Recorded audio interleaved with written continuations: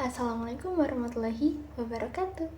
Hai Pips, kembali lagi dengan aku, Salsabila Fajar Aurelia. Setelah kemarin kita bahas sinematografi, sekarang kita bahas prasinema dengan judul Elemen dan Awal Mula dari tahun 1833 sampai 1894. Nah, siapa yang udah kepo? Mari kita cekidot. Kita mulai dari proyeksi film. Apa sih proyeksi film itu? Proyeksi film sebagian besar berevolusi dari pertunjukan Lentera Ajaib.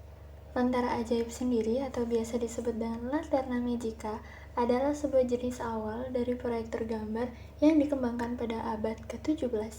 Benda ini umumnya digunakan untuk keperluan pendidikan atau hiburan, menggunakan lensa kaca dan sumber cahaya yang persisten untuk memproyeksikan gambar dari slide kaca ke dinding. Slide kaca tersebut awalnya dilukis dengan tangan, tetapi setelah munculnya fotografi pada abad ke-19, terkadang fotografi juga diperlukan.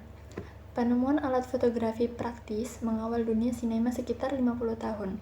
Pada tahun 1833, Joseph Plateau memperkenalkan prinsip animasi stroboskopik dengan fantaskopnya.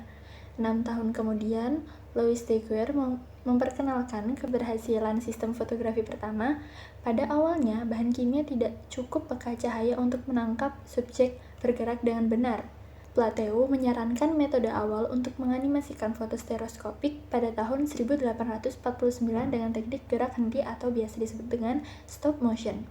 Jules Dubus menciptakan perangkat yang disederhanakan pada tahun 1852, tetapi tidak terlalu berhasil.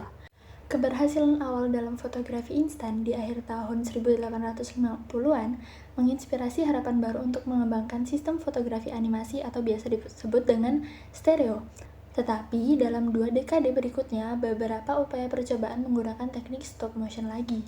Pada tahun 1878, Edward Muybridge menggunakan deretan lusin kamera untuk merekam kuda yang sedang berlari. Dan dengan hasil yang mengejutkan dunia, diterbitkan dengan nama The Horse in Motion dari seri Cabinet Card dengan deretan gambar kecil. Banyak orang yang mulai mengolah dengan teknik kronofotografi dan mencoba menghidupkan serta memproyeksikan hasilnya. Ottoman Angsa sukses banyak berkat elektrostasiskopnya sejak 1887. Dengan gambar fotografi animasi yang kejelasannya baik, ditampilkan pada layar kaca susu atau di dalam lubang koin intip, sampai pada akhirnya mulai memproyeksikan gambar pada layar besar di tahun 1894. Rekamannya hanya berlangsung beberapa detik dan menginspirasi Edition Manufacturing Company untuk menandingi film-film yang dapat bertahan sekitar 20 detik di tontonan layar big box kinetoskop mereka di tahun 1893 dan seterusnya. Kinetoskop sendiri merupakan kamera gambar hidup pertama yang menampilkan gambar bergerak. Alat ini dapat memperlihatkan film secara individual melalui lubang kecil yang menyerupai jendela atau yang sekarang sering kita sebut sebagai proyektor. Kinetoskop memperkenalkan pendekatan awal yang menjadi standar untuk seluruh proyeksi bioskop sebelum munculnya video.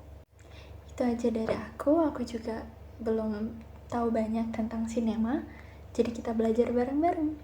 Bye, see you next time. Maaf jika ada salah ilmu atau salah kata dari aku. Sekian dari aku, terima kasih. Wassalamualaikum warahmatullahi wabarakatuh.